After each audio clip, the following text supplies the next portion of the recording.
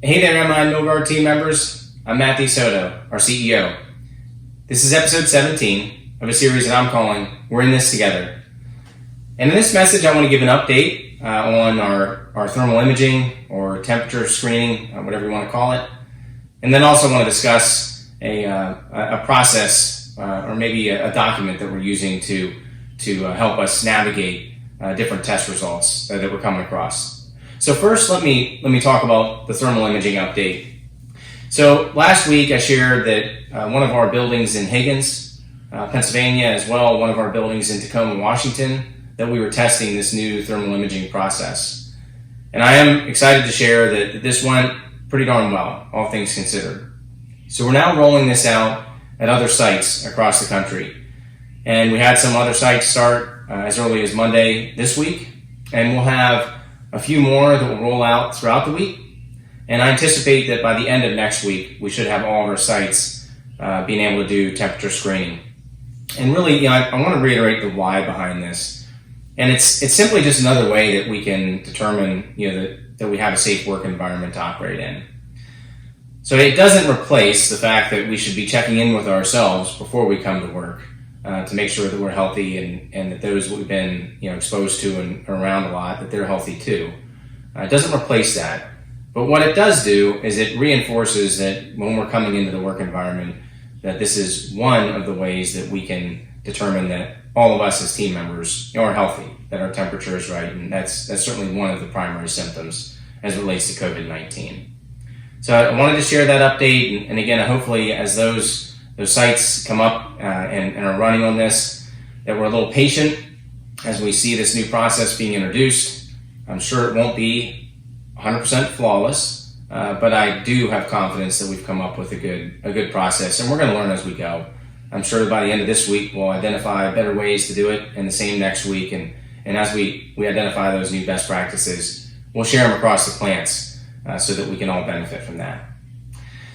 So the second that I referenced earlier is this one-page document, and it's really just a tool that the task teams at all of our sites are able to use in determining where specific examples of COVID testing, where they might lie on the scale, if you will, on what we need to do based upon what we learned.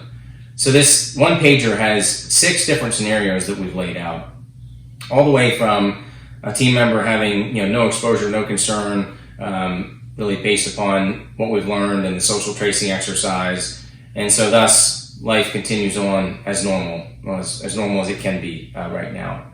So that's one end of the spectrum, and then the other end of the spectrum is someone's tested positive. So that would be the other end of these 6 scenarios, and when somebody has tested positive, obviously they are self-isolating. Depending on how they're feeling, they maybe are getting additional medical care, and certainly they're not going to come back to work, and we wouldn't come back to work until we're feeling well and fully recovered. So, and then there's a number of other scenarios in between. But I just want to give a shout out to our safety and environmental health team, because this one-page tool, I think, has made it really simple for all of us on task teams to identify what we're dealing with.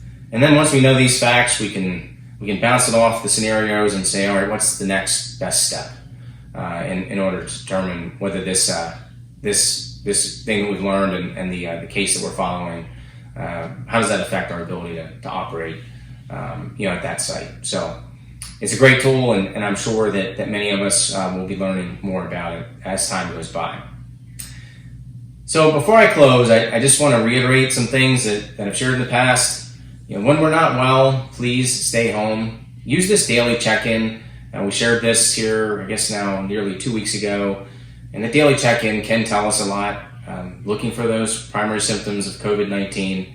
But really, I would argue that any time that we're not feeling well, we should probably stay home. Let's not expose other team members to this.